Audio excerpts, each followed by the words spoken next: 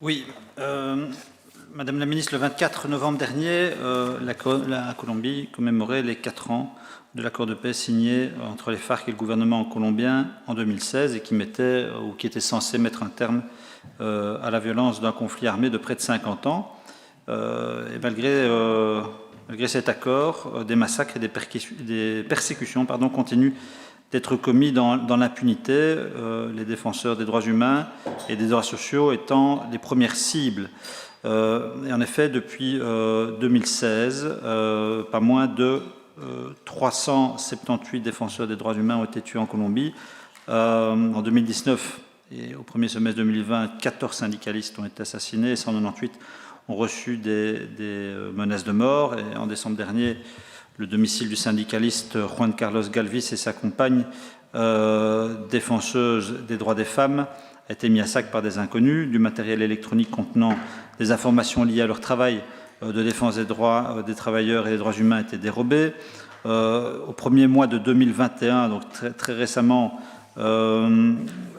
selon l'unité d'accusation et d'investigation de la jurisprudence spéciale pour la paix, 13 menaces et 14 assassinats de personnes défenseuses des droits humains, 6 massacres et assassinats des ex-combattants des FARC ont été commis. Et selon le rapport des Nations Unies, selon le rapporteur des Nations Unies, Michel Forst, 89% des assassinats des défenseurs des droits humains restent impunis.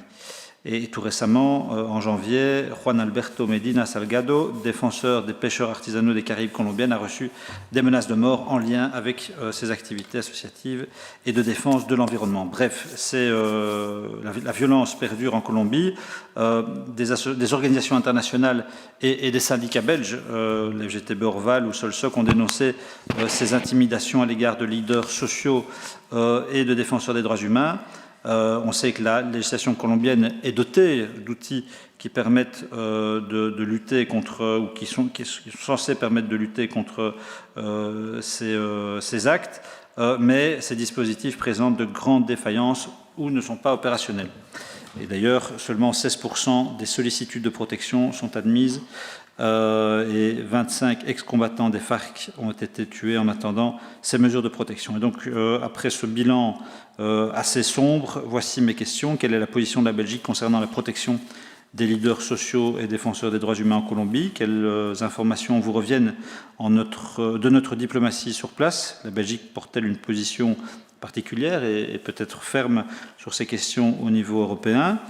Toujours au niveau européen, quelle position prend la Belgique sur la violation des droits humains, des droits du travail et de l'environnement dans les pays partenaires de l'accord commercial Europe, Colombie, Équateur, Pérou? Et on revient régulièrement à ces enjeux, à ces liens entre accords commerciaux et droits humains. Quel suivi proactif est-il mis en place au niveau européen sur ces violations de droits?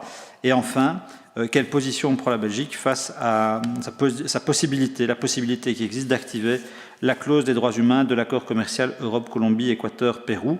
La Belgique compte-t-elle inciter le Parlement européen à continuer à assurer la surveillance proactive d'engagement exigé envers la Colombie dans la résolution 26-28 de 2012 de l'accord commercial Europe, Colombie, Équateur, Pérou? Je vous remercie.